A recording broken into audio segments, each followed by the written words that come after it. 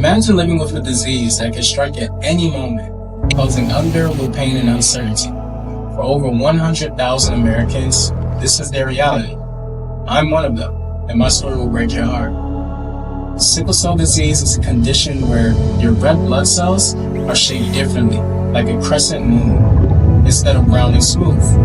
And these abnormally shaped cells can get stuck in the bloodstream, causing terrible pain and leading to other major health issues.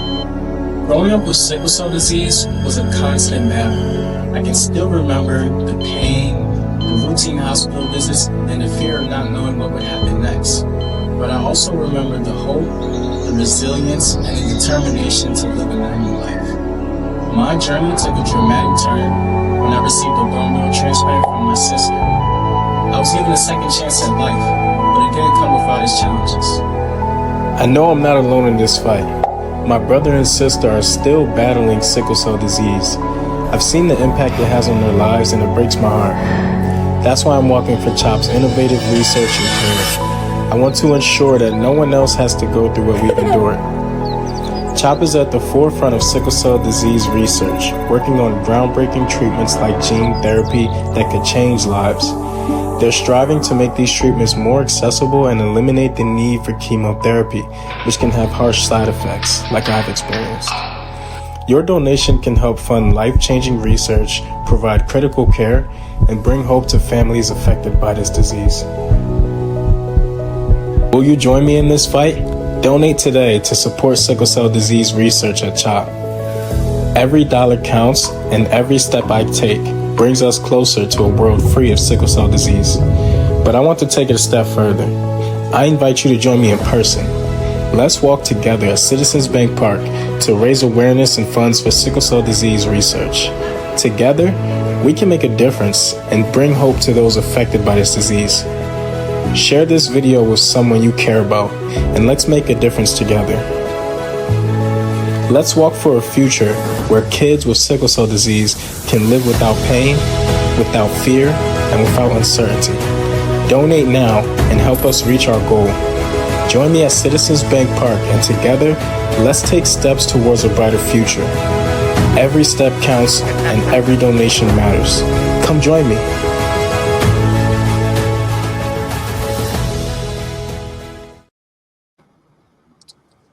Good evening, good evening. This is Urban Mulbah from urbanmulbah.com. I appreciate y'all for checking me out tonight and tuning in to the live stream. Today I have some special friends here with me who are going to talk about, just from a real perspective, what's life with sickle cell like from post-transplant and non-transplant warriors. So first off, I want to introduce my friend Aminosi. She is a post-transplant warrior. Her story is a beautiful one. We'll have you start off by telling us when did you have your bone marrow transplant? I had my bone marrow transplant in July 2011. So coming up on 14 years now. Yeah, July. What was the exact date? July 21st. July That's 21st. Beautiful. my rebirth day is what they call it. Yes, sir. Yeah. Yep. Um, and me personally, my transplant date was August 23rd, 2013. So I'll be 12 years old this year since I started again as a baby. Yeah. Um, and I have my brother here with me. I really appreciate you being here because he's not even a talker like that, but he we grew up together with sickle cell, um, and he'll talk about some of his journey with that as well. I have my friend Onyi from Bloomsburg University, long time, who she's not present right now, but she is present, so she will definitely dive into her story. And I got my girl Akaya over there from Lincoln University. um, so I'm gonna just start off like this. It'll be kind of like a popcorn discussion. We'll feed off of each other's energy. Everybody try to respect whoever's talking at the time. Don't talk over anybody, but feel free to like jump in and resonate, add on. Um, so first question, what is sickle cell disease? Because a lot of people don't even know what it is. When you bring it up, they're like, oh, what is that? So somebody, Nixon, I'm gonna start with you. What is sickle cell disease for our viewers? Explain Okay, it to a kindergartner. I got you. Well, hello everyone.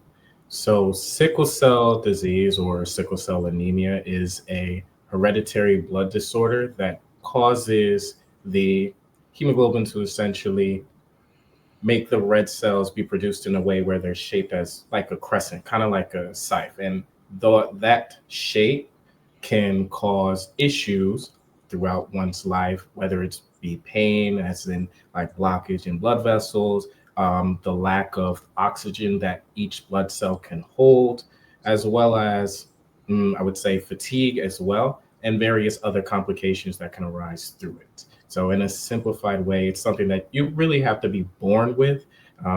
If you have if two people have the trait, then the children are more likely to have the disease. But if one parent only has the trait and the other does not, then the children will just be born with the trait and not the disease. Right. So that's it in a nutshell. Okay, so it's something that can't be developed in life. It's something that you either inherit or you don't. Exactly. Got you. Okay.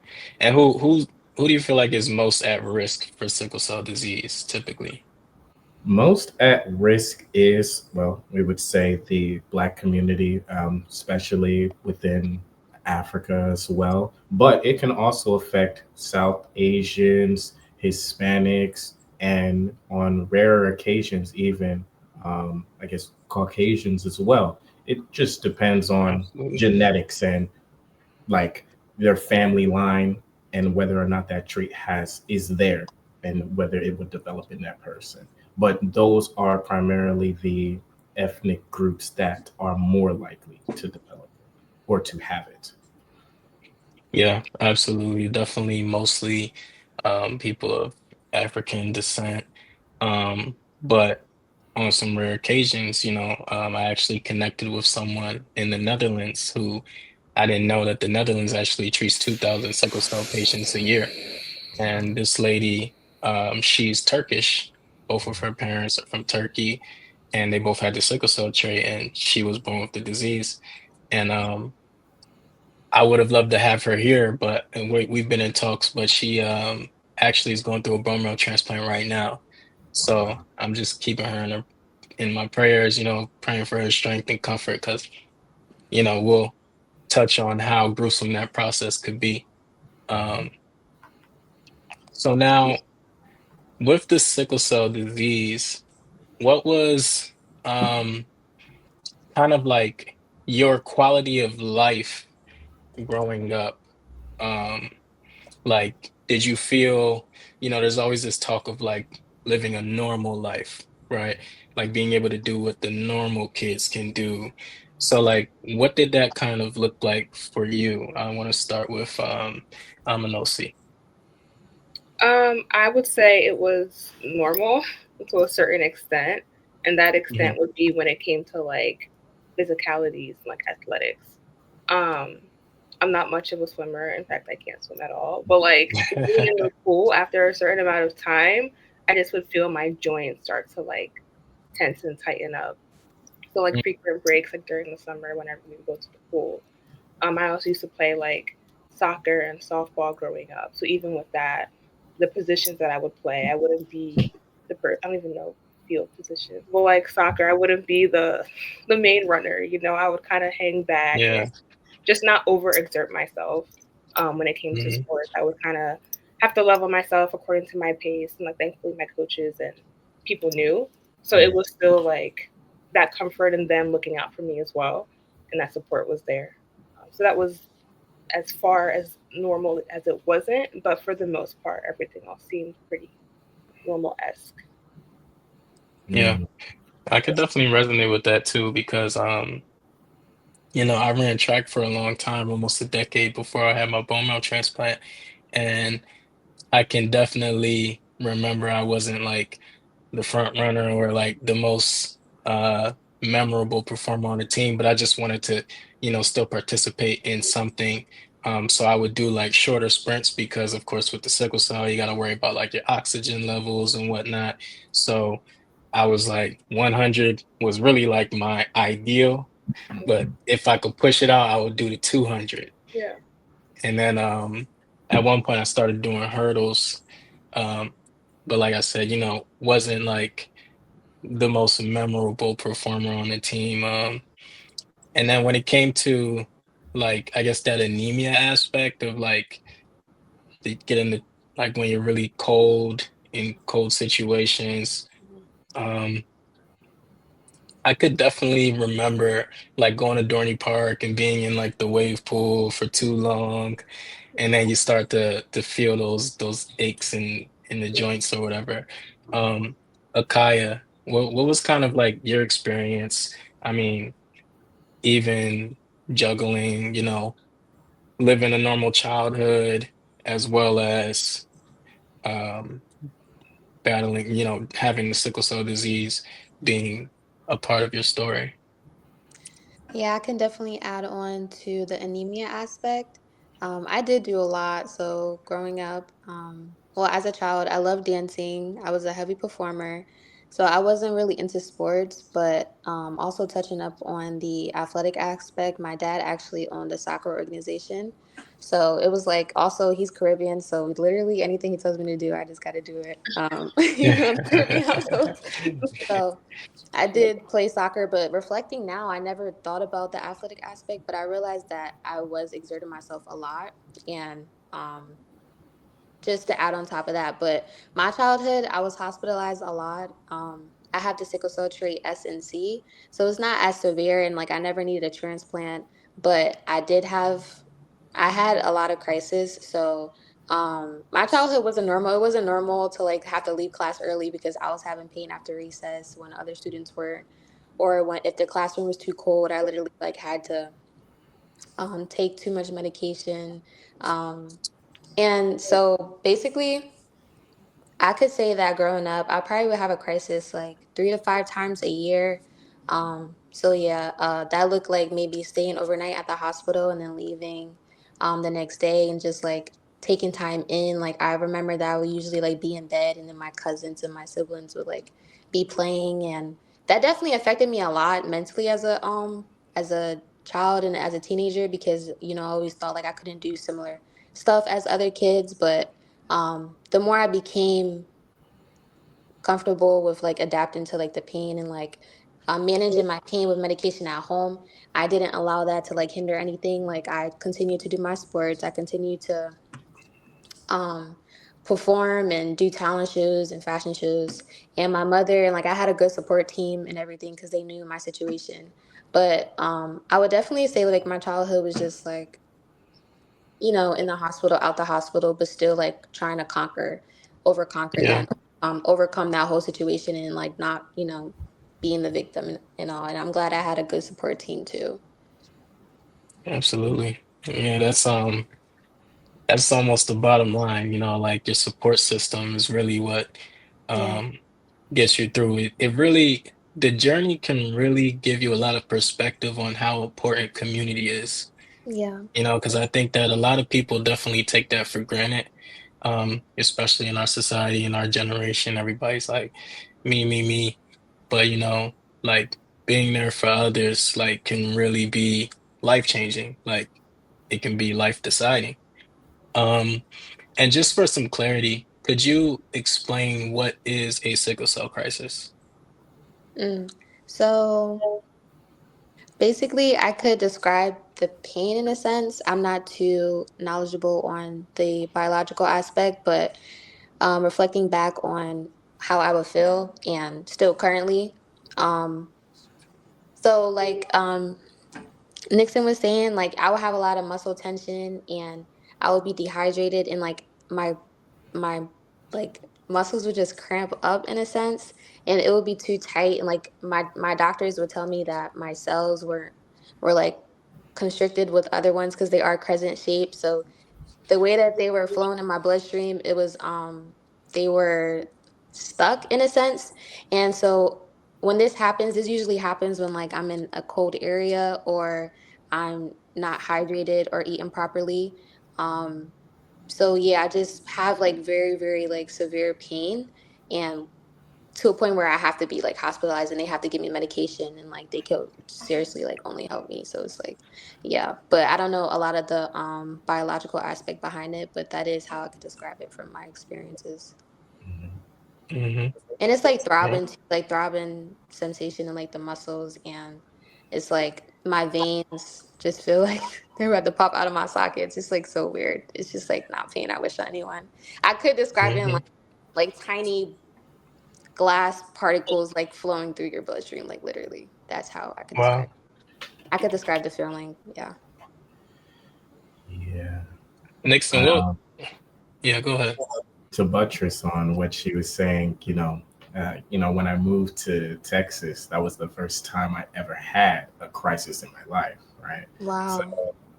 I can understand exactly what she's saying. It was to the point where when I had my first one, um, it's like what is happening is, like as she mentioned, feeling that like glass in your blood vessels, the veins, like it's getting stuck in different areas in your body, and it's just causing this pain. Sometimes you could kind of think of it similar to shivering, but shivering with pain, trying to move your body. And then it could be debilitating to the point where you might need to, you might need to, you can't even walk. Like when I had my first one, I was had to crawl on the ground like in Call of Duty. I had to prone to try and get to our cousin's room so they could call the ambulance. So I can definitely understand how much it affected her in her youth and now.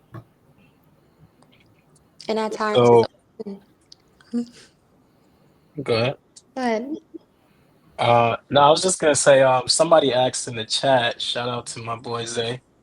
Can you talk about the difference between having the sickle cell trait and the sickle cell disease, and how is that a game changer in your life? Mm, I think I could talk to having the disease, and Kaya could talk to having the trait I have a the bit. disease. Oh yeah, the Yeah, she disease. has the disease. I'll speak Okay. on having the trait. Okay.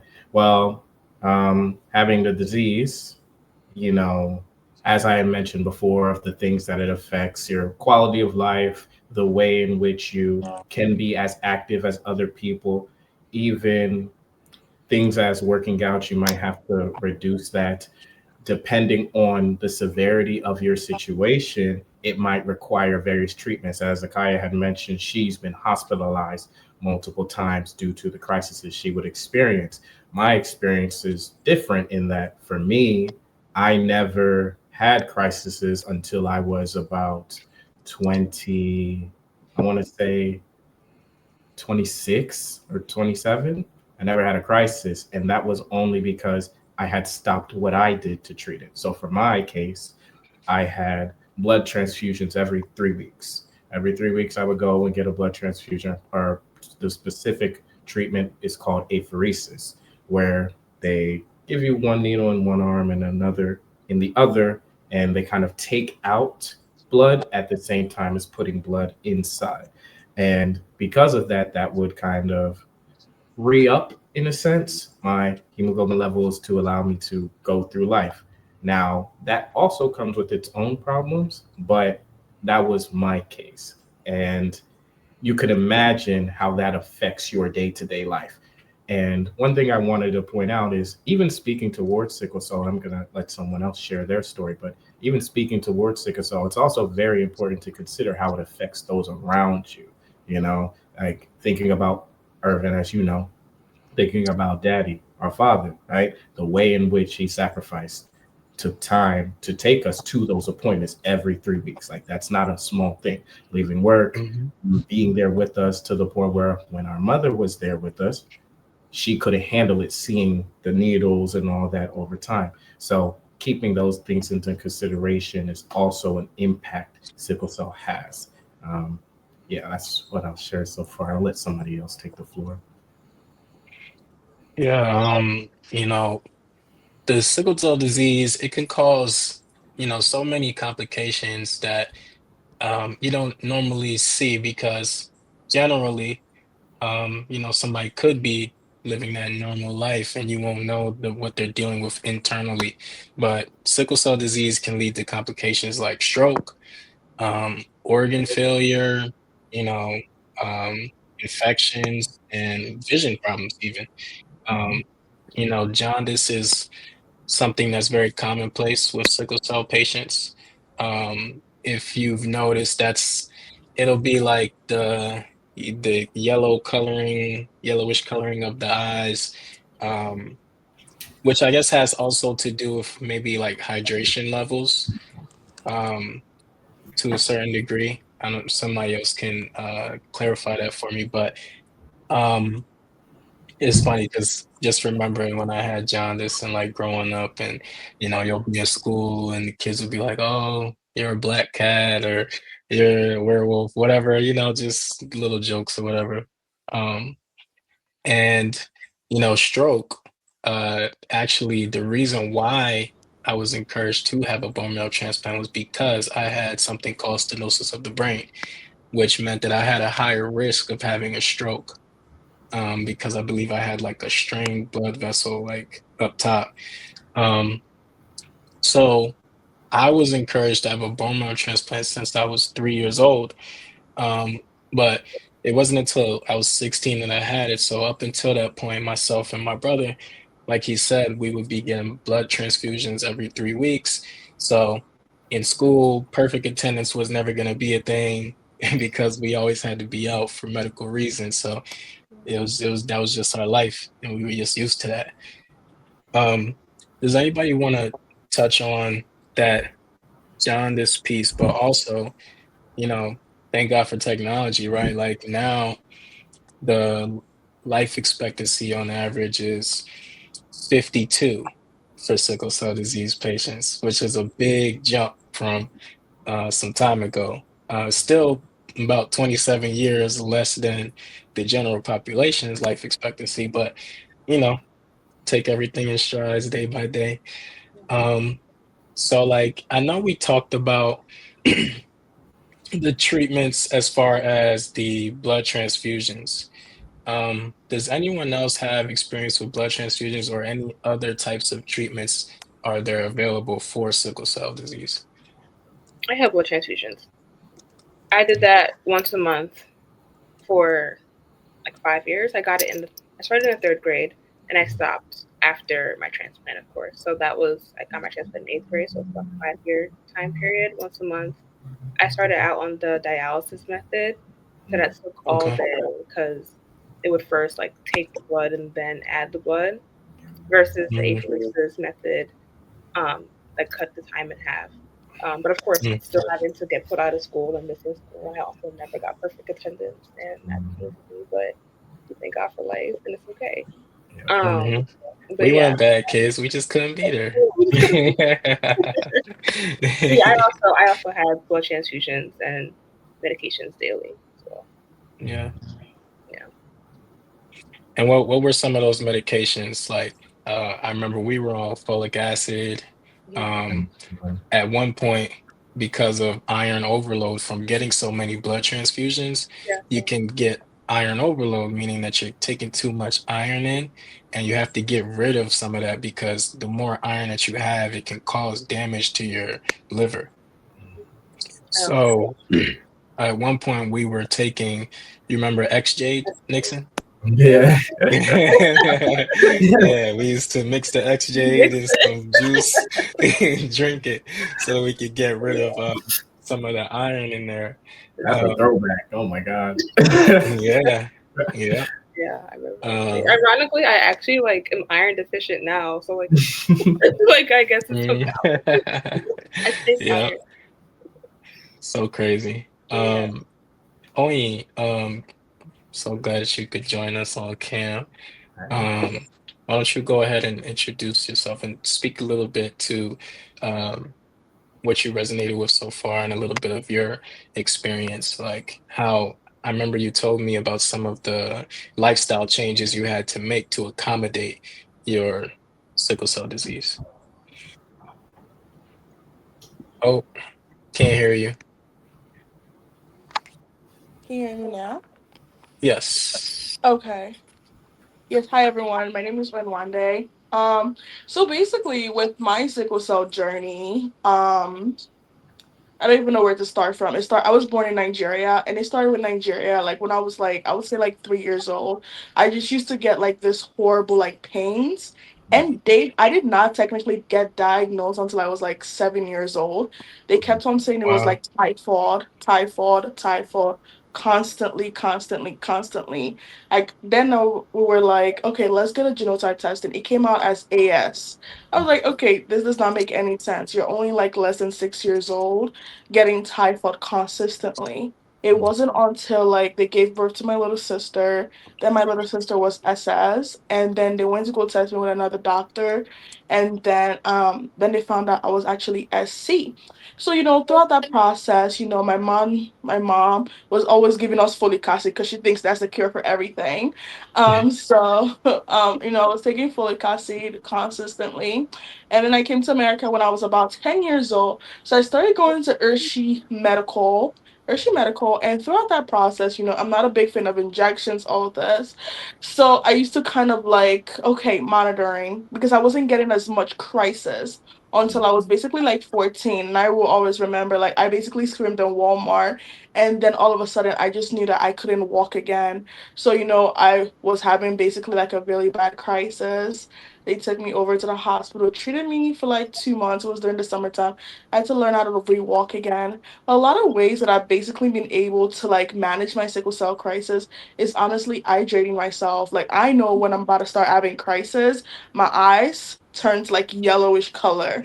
So I'm able to like take that precaution, like, okay, when you start drinking your water, start doing this, and also like taking action towards it. And a lot of time, like when I have like my crisis, it could be fixed without me going to the hospital. Like, for example, I use morphine, short acne and long acne, in order to just help reduce it that way. And by 2 days, I'm able to go back to like functional lifestyle. So, a lot of times, it's just like making life decisions, eating more healthier. And I feel like that's been able to work for me a lot of ways. Like, even just going on a plane, I have to take aspirin, knowing the kind of socks I wear. The socks is not too tight. So, Yeah. yeah. Mm. Yeah, so like some of those just daily accommodations to your day-to-day life that can try to mitigate the effects of what you can already, because you know your body better than anyone else, so you can, Mhm, like you said, you can tell when the crisis is about to happen. mhm, um so let's talk about treatments for sickle cell, right? Because one that's very widespread used right now is the bone marrow transplant, like we talked about. um so just to talk about what is the bone marrow transplant. So you have to have a donor. Typically, they recommend that it's a family donor, so hopefully you have a match within the family. My match happened to be my sister. Um, so we were a match, and she has the trait. I have SS, she has AS. And um, when we went into the bone marrow transplant, you have to go through chemotherapy because they have to knock out all of your rapidly growing cells in order to kind of guarantee more the success of the bone marrow transplant being able to take over and fully integrate with your bone marrow. So that chemotherapy has very harsh side effects. And some of which is because it wipes out all of your rapidly growing cells. You lose all your hair, you lose, you can lose your pigmentation, you know, your skin becomes very fragile and weak. Like if you would have just went like that, like you would have peeled off my skin.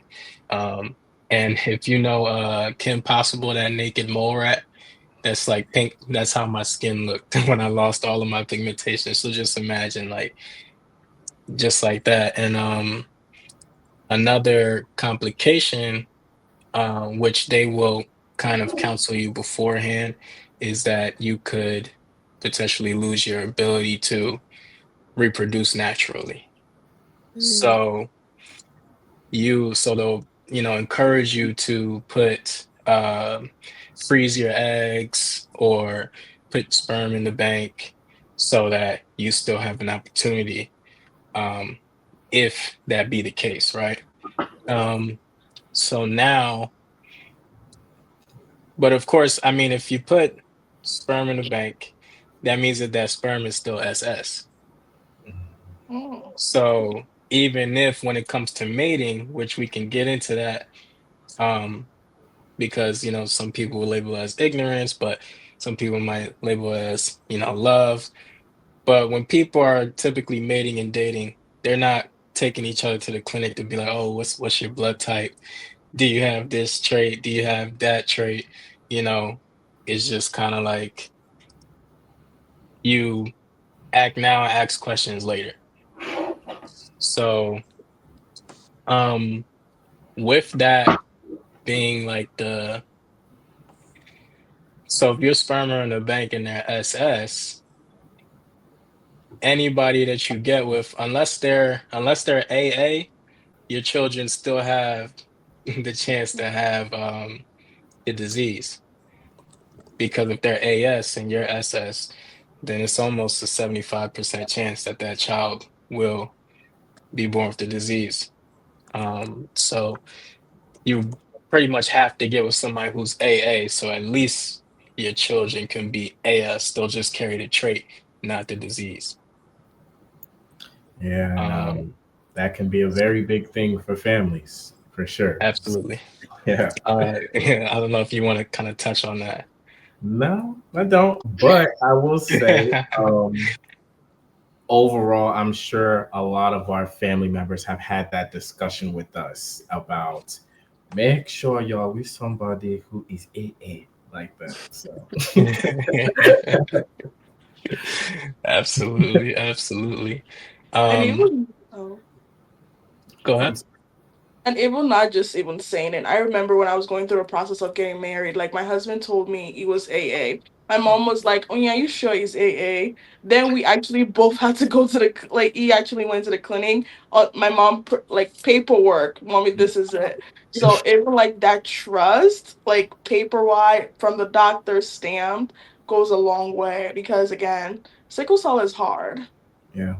hmm Yeah, I So mean, I guess that the good question is, can sickle cell be prevented? mm, Absolutely. I mean, that's can a it tough be question. prevented? Well, you have to look at it like this, right? It being inside you is something that you just need to be aware of at all times, right? Having that trait, the genetics within you. So the choices you make have to be a bit more strategic than the average person. That's just the facts with anything in life. Once you know, now you have a responsibility to do something with that information.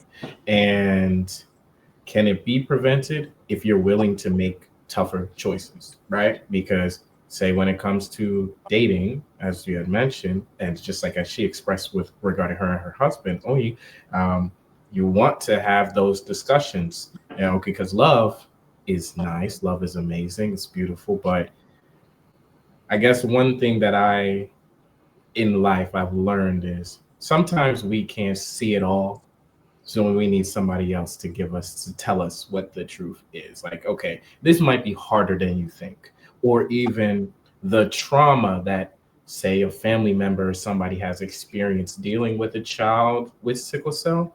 You might not understand it because you're so in love and you have a plan in your mind. You have a plan like this is going to work. It's going to be like this. But when you're when you give yourself some space and actually try to think about the people talking to you, where are they coming from, then you can kind of make a bit more sense. Like, okay, I get where they're coming from. Maybe as much as I want this to work, And by God's grace, it can.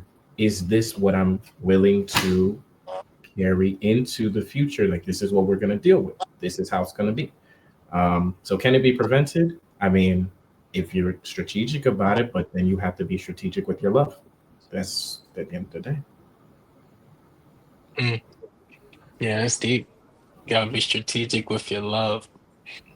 That's very commonplace, difficult to do.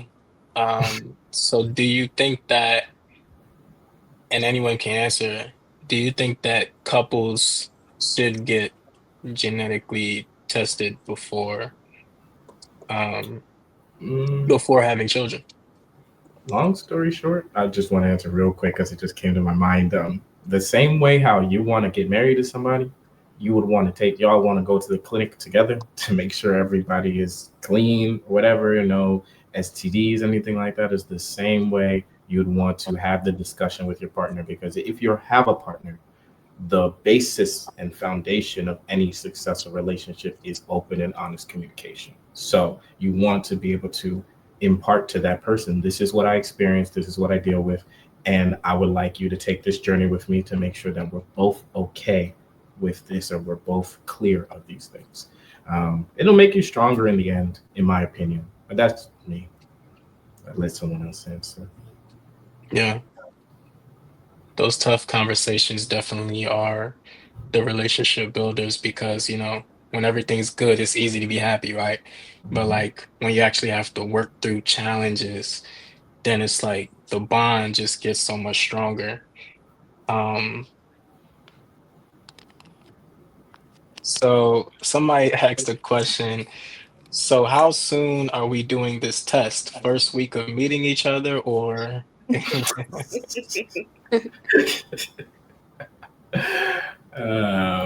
Is that a question for you, for being somebody? anybody can answer that. I think it I depends on how think serious you are. you said it You depends on how serious you are. I mean, well, in the first week, how serious can you be, right? never know, right? Yeah, some people are like, I want to know everything immediately to help make informed decisions. We don't have to go through it later and find out that maybe there's incompatibility there later. So some Yeah. people may ask on the first week. I can't say I'm one of them, but some people may. She like it's strict over here. I would probably be one of them too, because that's a deal breaker. It's It like I is. It's a want my children to experience that. So it's really a deal breaker. So in my intentions to date is to marry. So it's just like we might as well know as soon as possible. No Mm, surprises, no stress. And yeah, that's fair. Yeah. I I wouldn't know how to ease my way into that, but I think there's no way. It's just like, do you have it or do you not? literally. I mean, I agree with her. I don't even think it would be that difficult of a question to bring up because I would believe everybody here has spoken to somebody before that they liked, right? You spend time, your late nights on the phone, just talking about, oh, what's your favorite color, all this stuff. And then you get into more deeper things, right? So when you get into the deeper things, you just slide it in there. Oh, hey, or do you know if you're AA or AIS? And they'd be like, what's that? Hey, let's find out. That kind of thing. Yeah. Yeah, I Mm. agree. And if somebody's really like, on the same wavelength as you, like I don't think they would look at it as a burden because especially when you're vulnerable enough to open up to them about some of the experiences that you went through and you're able to see it from even your caregivers, your parents' perspective of like Nixon talked about our dad. Like our dad works like around the clock and he still would take us to our doctor's appointments. Like yeah, as a kid, you can be like, dang, like, I wish my dad was a little bit more present or could like hang out with me, blah, blah, blah. But like, if we're having the blood transfusion and we're sitting there for 3 hours and he's over there knocked out in the chair, like he could fall asleep anywhere. It's like, I get it. Like he's in like overtime mode all the time. So it's just like to see him go through that, my mother, like, especially when I was having my bone marrow transplant, like super like two of the strongest individuals I know. But it's like, do I want to force myself to go through that same suffering Mhm. if it's something that can be avoided, you know? So another treatment before we really dive into the bone marrow transplants is gene therapy. Um, and gene therapy is growing more popular, but it's not exactly widespread. Um, but gene therapy would eliminate the need for a donor because it's just modifying your own genetic makeup. Now, so of course we're, doing a bunch of sickle cell disease research, raising funds so that they can continue to perfect this new technology because even gene therapy now still requires chemotherapy. Mhm. And we're trying to do whatever it takes to get rid of the need for chemotherapy because it's so detrimental to the people who have to um, experience that. Now, okay, somebody asked a question. Ayomide, shout out to you. Um, Appreciate you rocking with us. On the healthcare side, do you feel like data history could play a greater impact in pain management before the gene editing or transplant process? Data history in terms of you as the sickler tracking key daily activities that trigger crisis to better aid management. Um, I guess that's a good question for Oni because I mean I think Oni's mentioned how she's kind of got on top of her body signals and listening to her body when it tells her, hey, this is about to happen. Let's mitigate that. Yeah, I mean, for me, that's kind of like what I do. I know when I'm about to have a crisis. I know when like there's something wrong. I'm just more attentive because again, I know how it feels like to just start all over again. Like with going to the hospital, making sure actually being in the right hospital too. I my little sister again was born with SS, and just seeing what she had to go through with it, like she had to get transferred over to CHOP, and just seeing what she went through with it, I was like, okay, I cannot go through this because I don't have the mental capacity.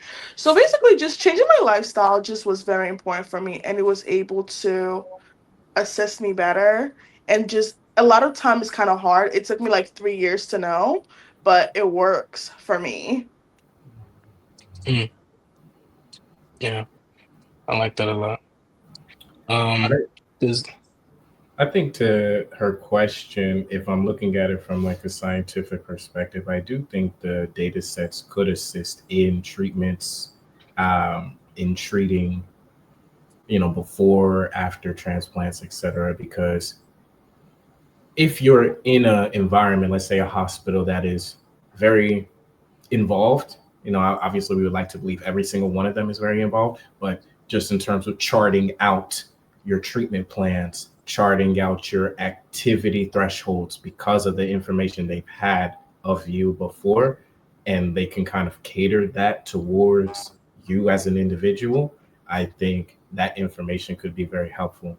Now, of course, that depends on the organization you're, getting treatment with, etc. But overall, to her question, I do believe the data could be useful, and it could be, present averages as well.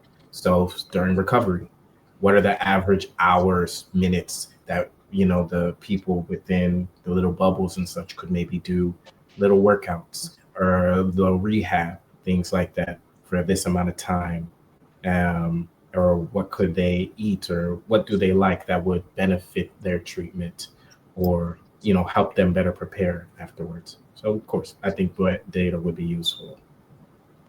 yeah, absolutely. That almost that reminded me actually of when I was in Houston for Afrotech. I watched a presentation. This one group they made a mock like app that would like track data for like sickle cell patients to make sure that they're able to keep up with their like health insights to make sure that they're not falling below where they need to be able to maintain that healthy balance. So I think with the boom of AI and everything, there will definitely be way more technological advances for people to be able to um, manage their lifestyles in a better way. So I'm looking forward to that. Now, someone asked a great question. Shout out to you, Liz. For the guys who did the transplant, do you guys 100% not have sickle cell pain anymore? Yeah. Yes, Someone as in I else? don't have sickle cell pain anymore. Um, Okay. yeah, I feel like I haven't even had in my lifetime, my sickle cell lifetime, I can count the amount of crises I've had on one hand and still have hands left over, thankfully, or fingers left over. Um, so yeah, post transplant, I definitely don't have sickle cell pain anymore at all, Mm, thankfully. yeah. And for me, I similar to my brother up until he went to Texas, which is odd because Texas is way warmer than the north in Philly. But I've never had a crisis. So when I had the bone marrow transplant, that was mostly to correct the stenosis of the brain so that my risk of having a stroke was mitigated. And going through the bone marrow transplant, because it was like, I don't even know how much I played into the decision making process. I mean, see, maybe your experience was different, but so for me, once the conversation came back around, I was 16. This was towards the end of my sophomore year of high school, and they, convinced my parents the technology was a lot better, the mortality rate was higher, so my chances of survival was more appealing. And they said, okay, let's do it. So that summer, I started chemotherapy, I want to say about end of June, early July. And then, being in the hospital, getting acclimated, of course, you get like was it the central line that they have hanging out your chest so that you don't have to get stuck by too many needles with all the different things that they're going to be injecting in you. So you just have a main line that connects to everything, um, to your main artery.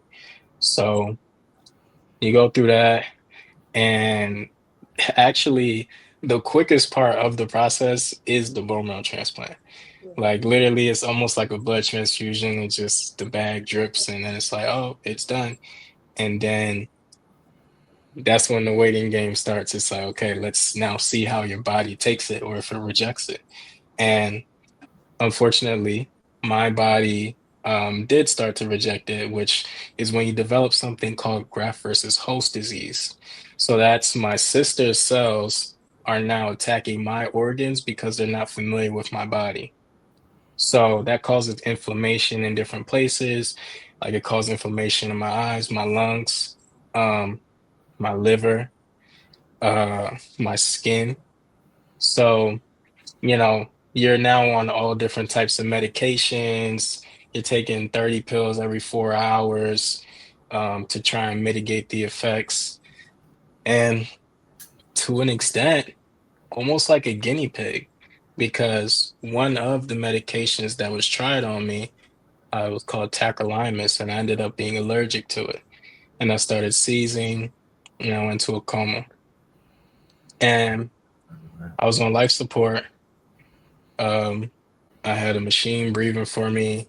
They had to do a lung biopsy, so I had like a tube sticking out the side of my uh rib cage, like trying to like suck up the excess blood so that it's not like, getting messy or whatever. Um, and yeah, it was really bad. They didn't think that I was gonna make it.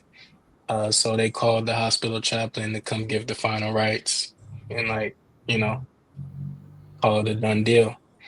And there was a lot of people in the room, of course, like everybody's, panicking. Um, Nixon, you could speak from a conscious perspective since I wasn't awake to know what was going on, but I believe you said that was the first time you ever seen our father cry. Yeah. I remember that time. That was the first time I ever saw Daddy cry. I remember mommy was in the corner. She was praying. Pastor was in the room praying, and then I got into an argument with the doctor. I said, "Oh, his machine is beeping. I think something's wrong." And then she's like, "That's normal," telling me to calm down. But it was a lot going on at the time. But of course, through prayer and trusting in God, by God's grace, everything worked out, and you're here today. So I remember that time. It was very trying and serious time. So just like what I mentioned earlier, the way that these things impact other people as well is also very important. Yeah.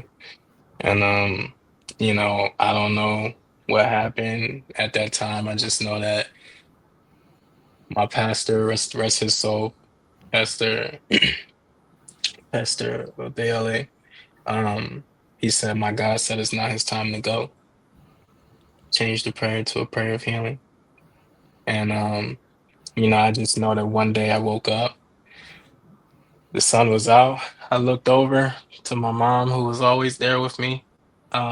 She worked at University of Penn, so she would just like go from work to back to the hospital, work to back to the hospital. Like all her coworkers are like, they don't even know how she was doing it. Like they're like, "Yo, you're so strong." Because I wouldn't even be coming to work if my child was going through that, but she was just making it work. And I looked over, I said, "Good morning, mommy." And she just started rolling on the ground, praising God, praising God, praising God. I'm like, I'm like confused. I'm like, "Why are you so excited?"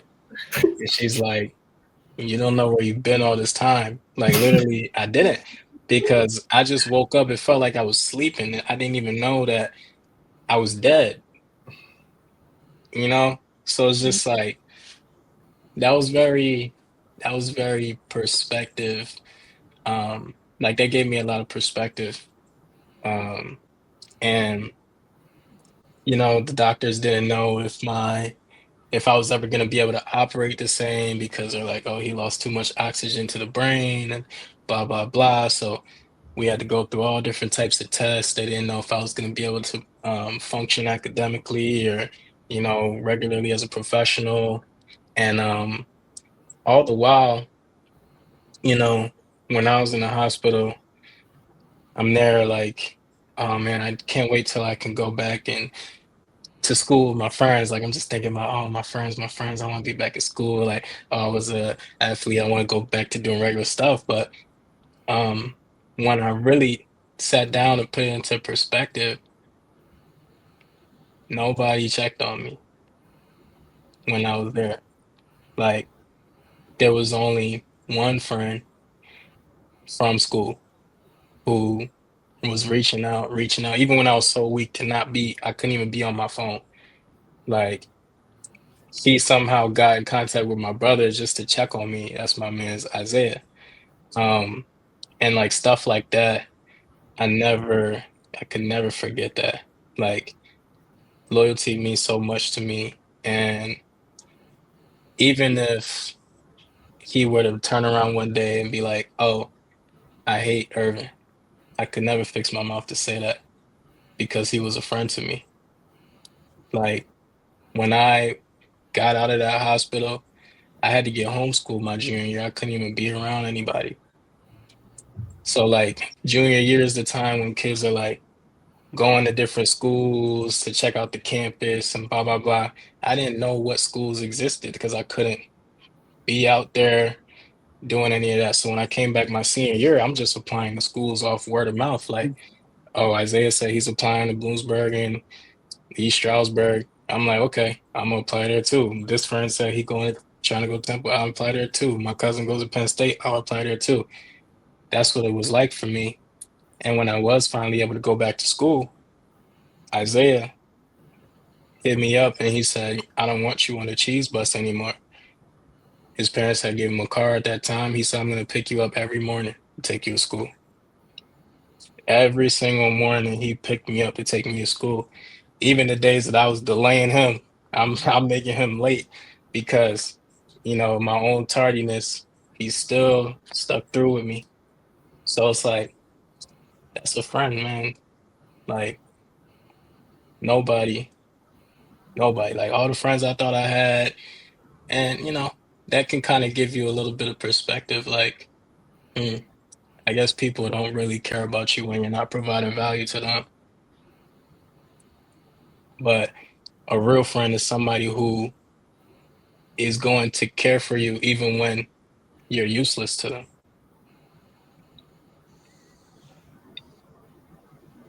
Um, but yeah, enough about me. I'm gonna see. What was your experience kind of like when you were going through your bone marrow transplant? Um, so I was long, to put it plain. You have to go in. Well, I went in for like the 1 week of like prep, and then I went back home, I believe, for 2 to 3 weeks, and then I went back in for like the official like admin into the hospital. So I was there. They projected it to be about 4 weeks. I also got my central line put in, I think like day 2 or something. And my younger brother was my donor. So I was 13 at the time. He was 11 at the time. And even like leading up to the transplant process, like I'm just a girl. Like I was 13 then. Literally, I'm just a Yeah. girl. 13. I don't know anything besides like a world with sickle cell. Even the whole like freezing of the eggs conversation threw me through a whirlwind because like I'm literally a child. Y'all are talking to me about having children. It's like you're not thinking about these things yet because you don't envision a life like that yet, I guess, at that time. Um, just a whole bunch of like decisions that I'm glad weren't just put in the hands of myself because I would not have known what to decide. But we thank God for support, and like support is really what carries and carried me, I will say. Because I was again like little girl, so I'm in the hospital, and then my parents were taking turns like in shifts as far as like who's gonna stay with me this day, and okay, you can leave at this time so you can go to work, and then I'll come at this time, and just that whole like shift taking. I know my mom was working and I believe in school at the same time, and then I have my younger brother and then the sister that's above me, and my parents are just like taking their turns, and people were checking on me, and family, friends, aunts, uncles, cousins, extended family trying to visit, but then we also have to limit that at a certain point because you don't want like extra bodies in the room to kind of mitigate infection and just overall spread of just germs. Um, and then it gets to the transplant process. Like you said, that was the easiest part of it all because that took like 2 hours and I'm asleep. So and then you wake up, Mm, oh, transplant's over. It's like, what? I was sleeping. They're like, yeah, it was easy.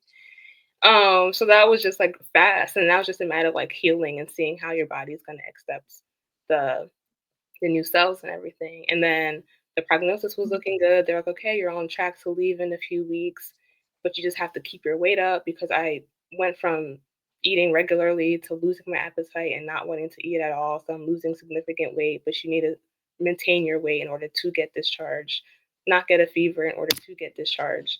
But then towards like my last week, when I was like, okay, you guys, we're going to be cleared to leave by the end of the week, I kept getting fevers. So that pushed my discharge date back like multiple times.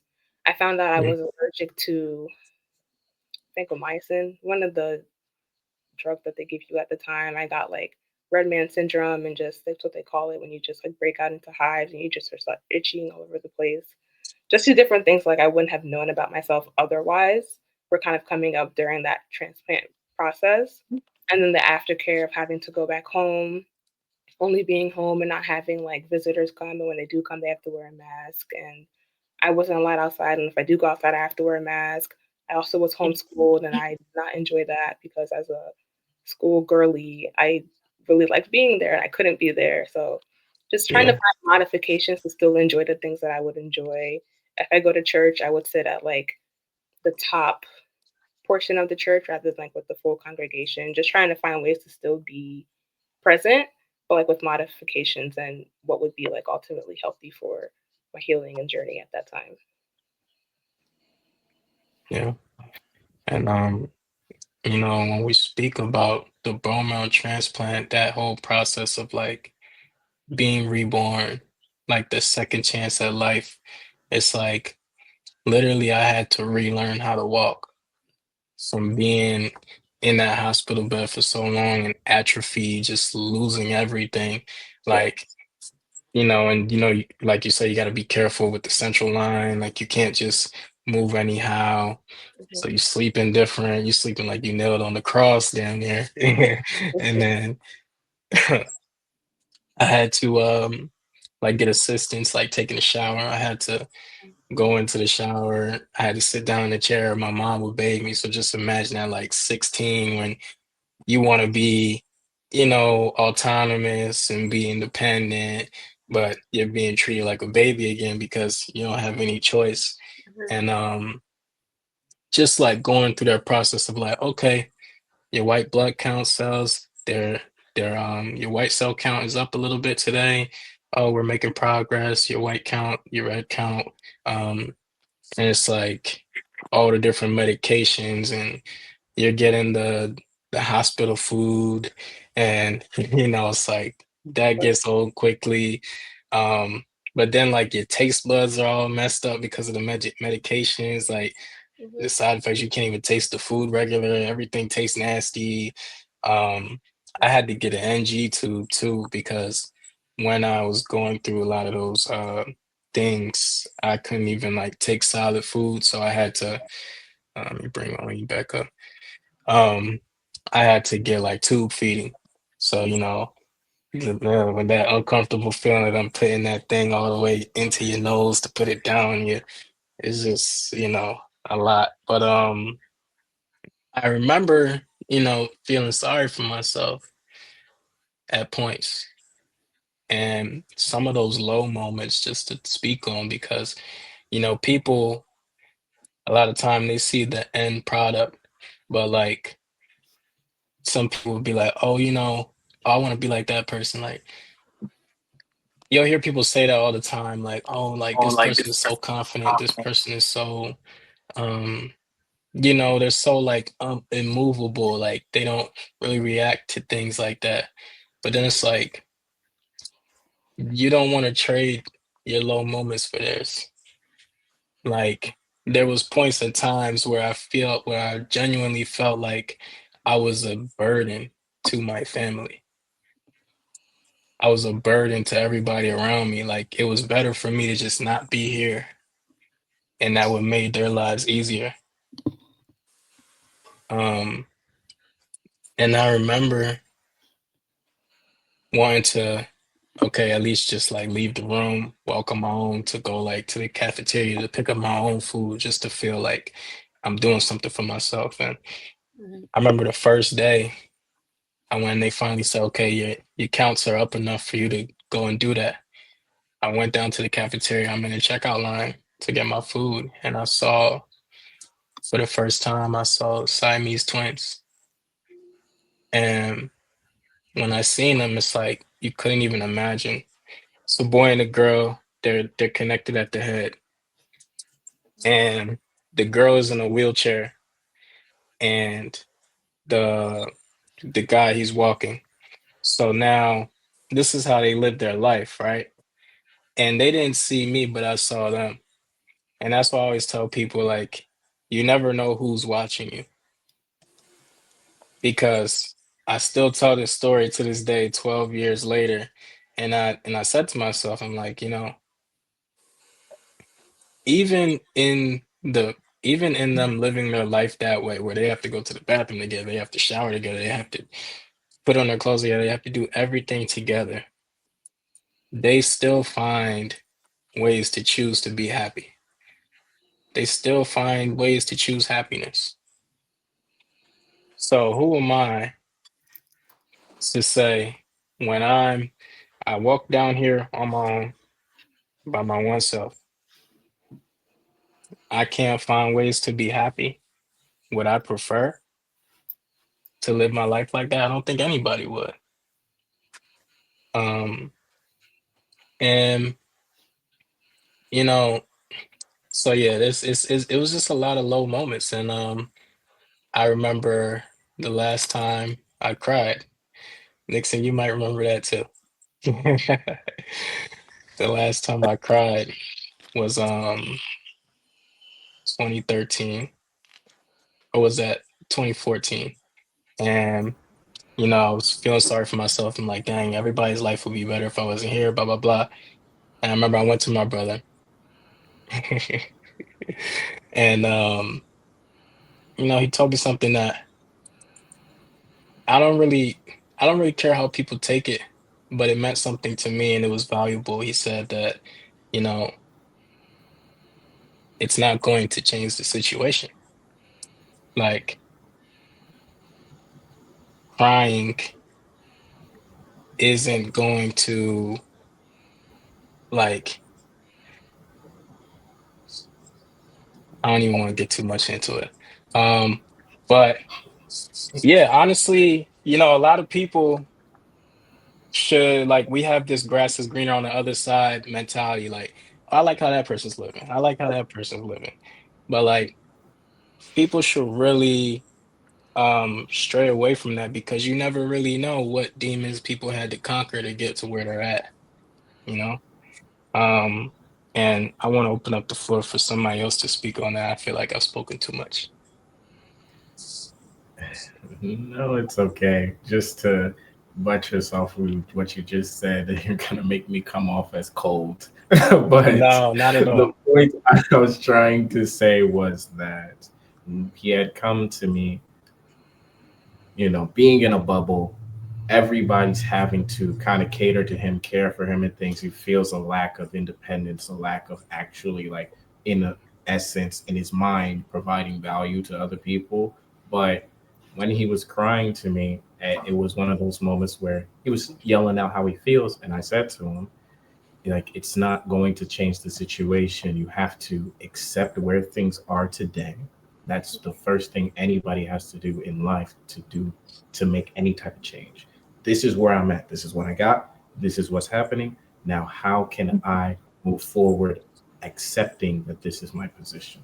So, and I guess man to man, in a sense, that's something that anybody really needs to acknowledge, especially us for things that we deal with too.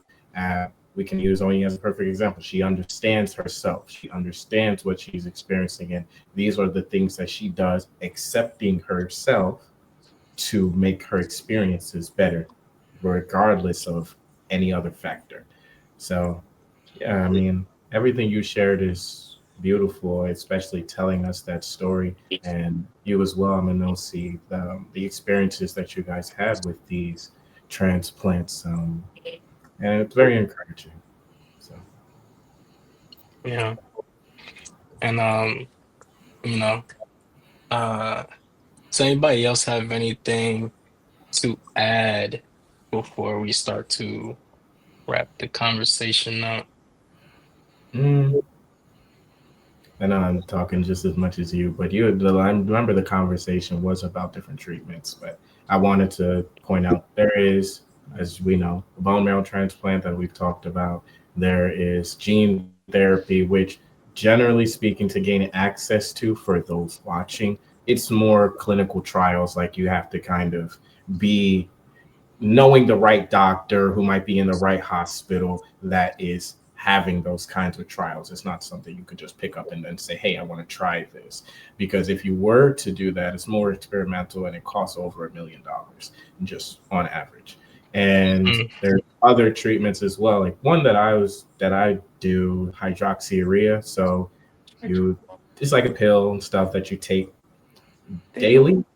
Yeah, daily, and to help you reduce the need for blood transfusions and such. It's supposed to help your body produce newborn bone marrow to help produce, you know, more circular red blood cells.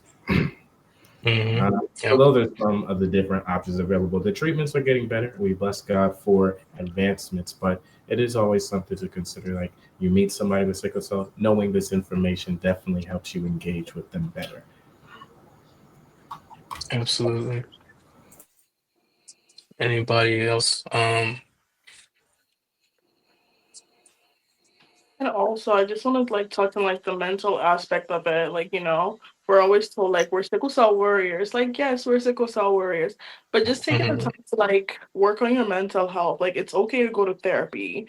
It's okay to do med management. I know that is like a dilemma that I was facing also, like, oh my God, like I'm really having so much anxiety, you know? So just it's okay to have med management therapy. You can talk about it, and the help are there to help you, and the resources are there too. Yeah. Um, Liz said literally just got back on hydroxyurea last week. Pray that your treatments are going well. Um,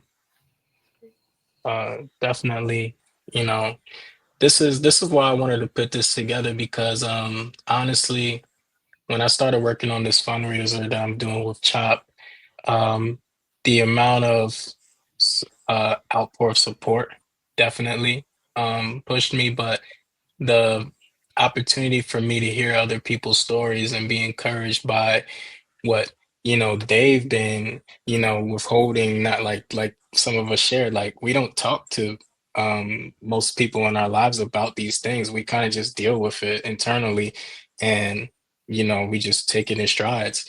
And it was kind of like, wow, by me sharing my story and being vulnerable, I was able to build a community of people who have similar experiences, and we can encourage one another. And I'm like, it just made me want to do so much more. I'm like, I know we put the live stream together kind of last minute, but I'm like, dang, I just want, like, more people need to hear this. More people need to know that they're not alone, and that there is hope, and that we are going to continue to fight for this every single day, um, because it is personal to all of us. And you know, um, our our circumstances, we didn't let it define us.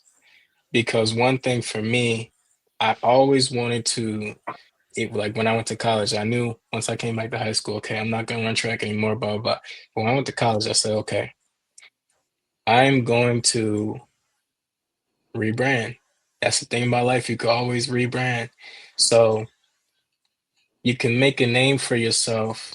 And my goal is to always just to prove to myself that I can do the same as the average person, if not more. And I was never going to let my circumstances hold me back from that. So it made me stronger. And I thank God for everything that I went through. And I thank God for all of your lives, that you were able to even be here to share this conversation with me. I really do appreciate it. It means a lot. Um, and, for everybody watching, um, if you want to continue to support us and sickle cell disease patients and sickle cell research, um, I am hosting a Cure for Sickle Cell Walk and Family Fun Day this Saturday, June 7th from 9 a.m. to 12 p.m. Um, Once again, it's at the Citizens Bank Park, the Philly Stadium. Um, this is going to be a day where, some of our warriors get to be highlighted and talk about their story. There'll be live entertainment, DJs, face painting for the children, balloon art. I even found a magician to come put on a show for the kids. So it'll be a great time. And, for whoever wants to, we'll be walking on the inside of the baseball stadium and just, being one in community. And it's going to be a beautiful day. Um, so there is a link in my bio, and there will be a link in the description of this video that you can go to donate to my team or join Team Mulbah to come walk with us on Saturday. That will guarantee that you have a t-shirt, you have all the accommodations. There'll be like refreshments, different sponsors handing out merchandise and beverages, refreshments and stuff like that. So definitely appreciative for everybody who tuned in. I want Amanosi, I know that you have your event that you do for your anniversary of your bone marrow transplant. If you want to shed some light on that for your upcoming event. I have an annual 5K walk. This will be my 10th year, so we love a milestone number. It's going to be in Bensalem. It's at the Chamonix State Park. That is the last Saturday of July, so July 26th, Saturday. It starts at 9 a.m. And we also do registration, prizes, games, and just overall a good time and just celebration amongst community.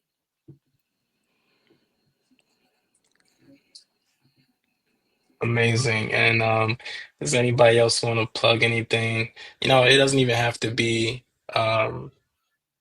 it could just be something, a project that you're excited that you're working on that you want to share about. It could be anything.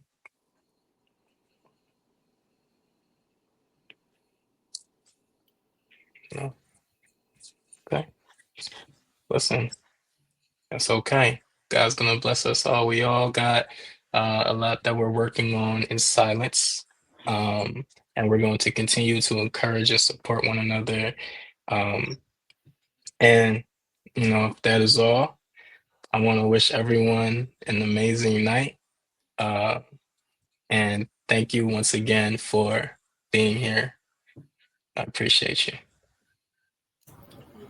Thank you for Thank having me. you. Thank you for having me. Thank you, All right. everyone, for being so Everyone. vulnerable. Bye-bye, Of everyone. Nice course. meeting you all. Nice to meet you. Yes, you as well. Keep in touch. Mhm. Yes, definitely. Likewise. Peace. And thank you, everybody in the chat. Have a nice day. Yes, definitely. Thank you, viewers. Mhm. Yes, people in the chat. Yes.